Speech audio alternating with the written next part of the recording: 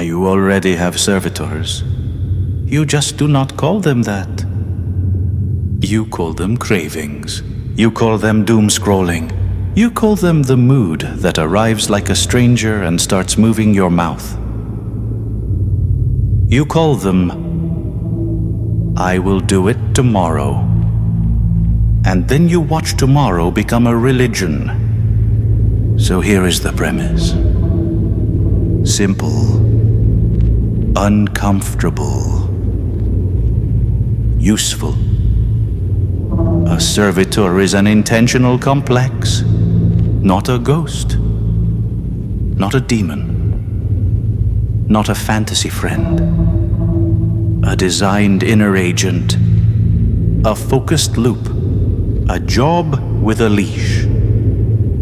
And today, I will show you the neuroscience that makes this plausible. Then I will give you a tight method to build one. Small, bounded, with a kill switch. Because if you build an inner agent without a leash, you are not doing magic. You are breeding symptoms. Now, before we touch servitors, we need to talk about complexes. Because complexes are the older spell. A complex is an emotionally charged pattern in you. Memory, feeling, meaning, reaction. Bundled together, it sits quiet. Then a cue hits it. A tone of voice, a look, a phrase, a smell, a certain kind of silence. And suddenly you are not choosing. You are being chosen. This is why older depth psychology talked about complexes as if they were people. Because they behave like people. They have moods. They have agendas. They interrupt your plans.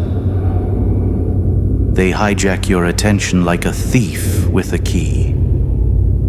Jung called them complexes. Freud would point at the same phenomenon and say the loop repeats because something inside you is trying to solve a conflict. Different language, same beast. A semi-autonomous bundle. A repeating script. A part of you that feels like it is not you. And the most important detail is this. A complex is not only a thought, it is a state. When it activates, it pulls your body with it. Breath, muscle tension, heart rate, focus, appetite, impulse. That is why arguing with it rarely works. You are trying to debate a weather system. Now let's go darker for a second. Thought forms. The occult tradition will tell you that thought forms can take on a life of their own. That they can become independent. That they can become hungry. Forget the supernatural framing for a moment. Keep the mechanics. If you repeatedly feed a mental pattern with attention, emotion, and imagery, it gets stronger. It becomes easier to trigger. It becomes harder to stop.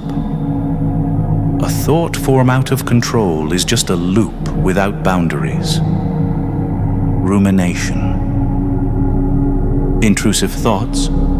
Compulsive checking. Rehearsed grudges. Obsessive fantasy. You think you are thinking, but the pattern is thinking you. So here is the pivot. If accidental complexes exist, and they do, then the real question is not whether inner agents are real. The question is, who is authoring the ones you already have? Your childhood? your humiliation, your ex, your algorithm, your culture, your little dopamine machine in your pocket. They built servants in you, and they did not give you the manual. This is where modern neuroscience enters, not as a debunking hammer, but as a translation device. Neuroscience does not usually say complex. It says things like patterns, ensembles, schemas, network states, habits, different costume, same creature. Here is the core modern idea. The brain stores experience as linked patterns, not as a single file, as a web. So when part of the web lights up, the rest tends to follow. That is why a smell can resurrect an entire year. That is why a single sentence can bring back a whole relationship.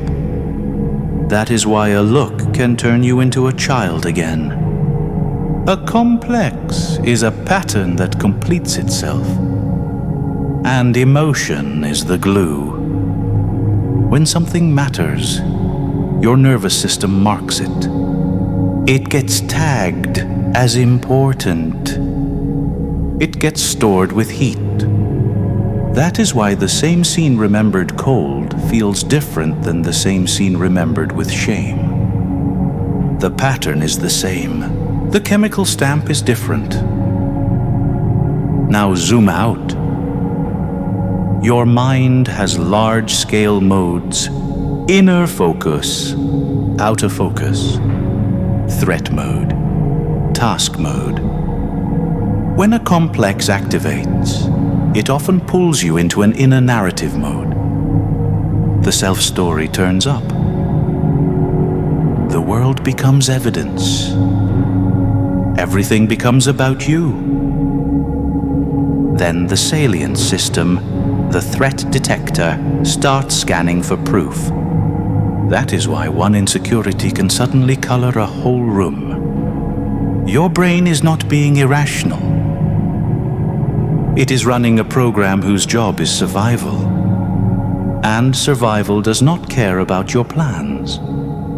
Then there is habit. Habits are not evil. They are efficiency. A habit is a behavior package that runs when a cue appears. It is the brain saying, "We have seen this before. Run the script." First, you choose the script. Then the cue chooses you. That is the power. That is the danger. Now, the most important modern detail, the ones that make servitors interesting and not just poetic. When a pattern is reactivated, it can become editable. Not always. Not easily, but in principle. When the loop wakes up, the wiring becomes a little softer for a moment. That is the window where you can update it. This is why rituals work when they work. Not because the universe trembles, because you are taking a live circuit and imprinting a new command onto it. So let's speak plainly. A servitor is an intentional complex, a designed habit policy, a bounded inner agent, a trained pattern. And the occult method gives you an interface for building one. Name, form, purpose, feeding, hibernation, termination. It is cognitive engineering wearing a robe. Now, if you are prone to psychosis, paranoia, dissociation, or severe intrusive thoughts, do not do this. Do not turn inner imagery into a battlefield. Use the safer version. Write goals. Use reminders. Use therapy. Use grounded tools. This is for stable minds who want structure, not chaos. Because the entire point is control, not escapism. Now we can define the thing. A servitor is a constructed inner agent with one job. It is not your identity. It is not your higher self. It is not a replacement for responsibility. It is a tool. A sentinel you place at a gate. A small worker you set on a narrow task. A mechanism that reduces friction. And there is one rule that keeps this clean. One purpose. If you give it 10 purposes, you get noise. If you give it a vague purpose, you get drift. If you give it an emotional purpose like, make me loved, you get addiction. So we keep it narrow. Now let's do the neuroscience parallels quickly, like nails hammered in. First nail. Feeding. Occult language says attention and emotion feed it. Modern language says reinforcement strengthens a circuit. If you repeatedly pair a thought with emotion, it becomes more available. It becomes more likely to return. It becomes more likely to guide behavior. Feeding is reinforcement. Emotion is the glue. Second nail. The call. Occult language says a name and a call word summons it. Modern language says a cue triggers a learned pattern. If you build an if, then command, it runs with less effort. If I say the word, then the program starts. You are not summoning a demon. You are writing a conditional command into yourself. Third nail. Hibernation. Occult language says it sleeps until called.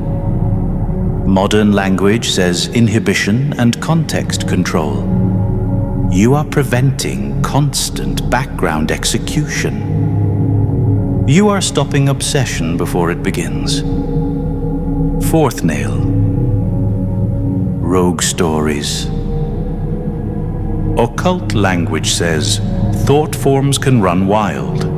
Modern language says unbounded loops become intrusive, compulsive, or ruminative. A pattern without constraints does not become mystical. It becomes annoying. Then it becomes painful.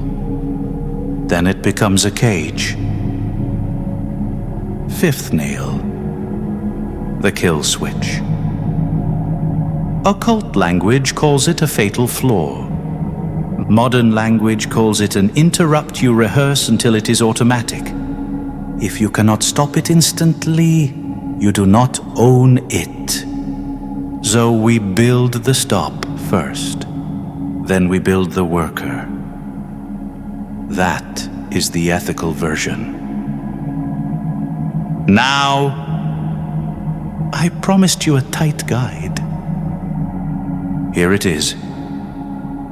This is a small ritual, a practical installation, a clean build, no theater required, no candles required, no drama required. You will build a servitor in 7 steps. Step 1. Choose a single job. Make it one verb, not a poem. Examples. Protect focus, prompt hydration, Stop rumination at night. Initiate writing. Hold posture. Begin training. End scrolling. One verb, one domain. Step 2. Define success and boundary. What counts as done? What counts as not allowed? Example: job. Protect focus. Success: I return to the task within 10 seconds when distracted. Boundary: it does not run after 9 p.m. It does not run during conversations. It does not run while driving. This matters. Boundaries are the circle. Step 3. Give it a form. Not because it is objectively real, because your brain responds to imagery. Pick something simple. A hooded sentinel, a small black dog, a lantern, a triangle of cold light, a tiny iron spider that clips onto your attention. One image. Do not build a whole mythology. Form is the vessel.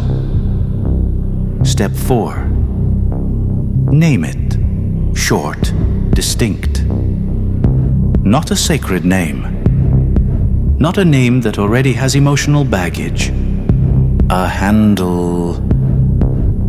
A key. Step 5. Create the call.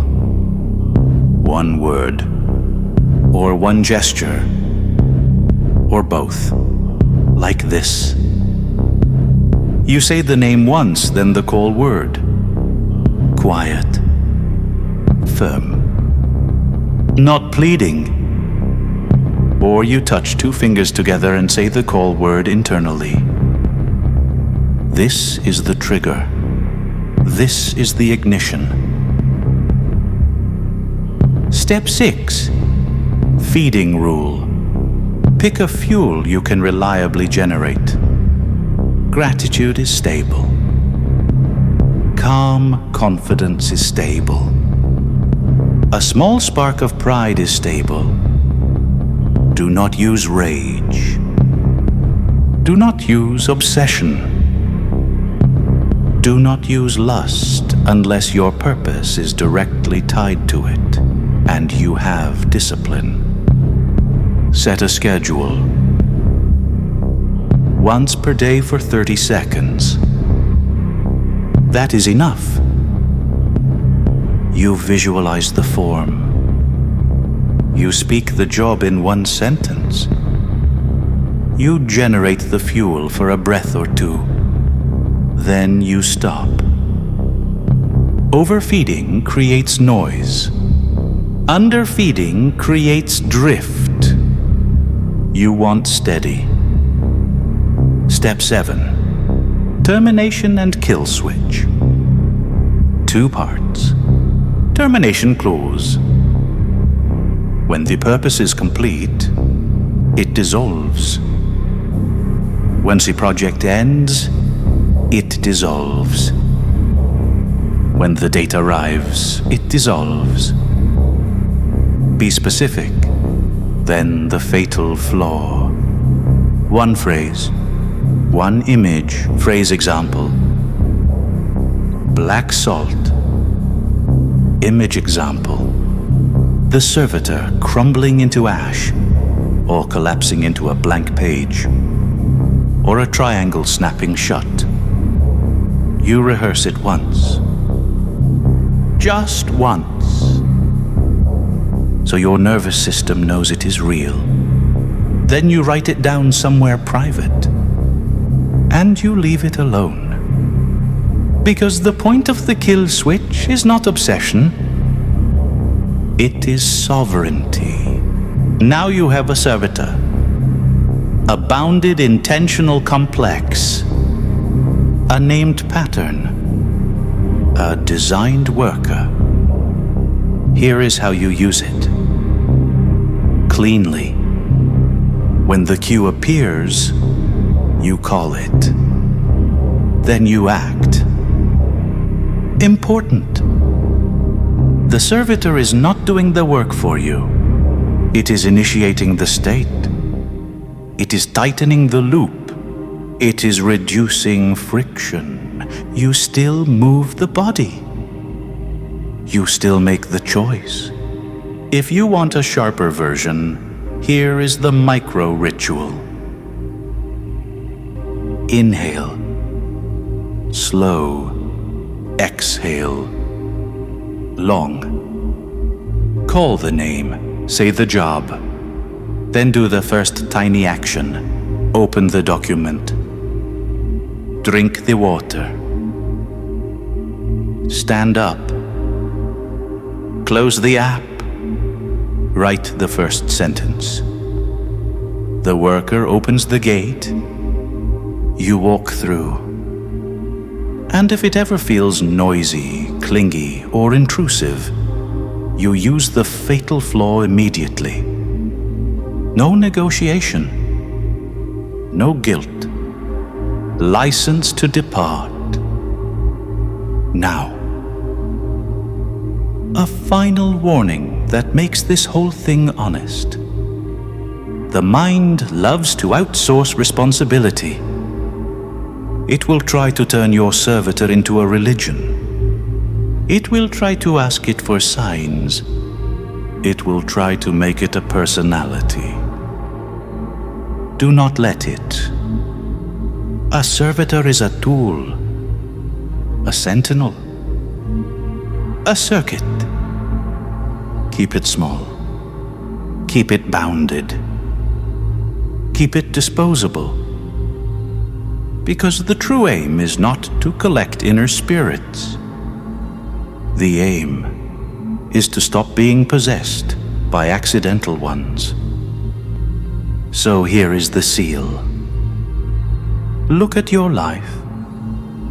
Find the loops that already run you. Name one. Just one.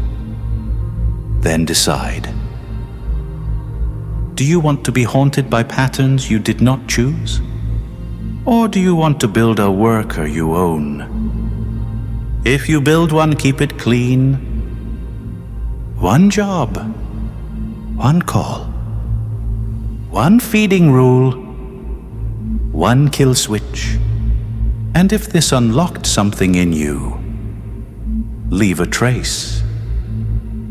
Comment the single verb you would assign your servitor. Not the story. Not the trauma. Not the explanation. Just the verb. Protect. Begin. Stop. Return. Right train. Because language is the first leash. If this stirred something you can't quite put back to sleep, that's your cue. Step into the next layer with my book, Mental Magic for the Modern Magician. Remaining sovereign in a world that wants your soul. It's written to help you cut invisible strings and start running the ritual yourself. Then grab the free ritual guide and watch the initiation playlist to go deeper. Links are waiting below. Until next time.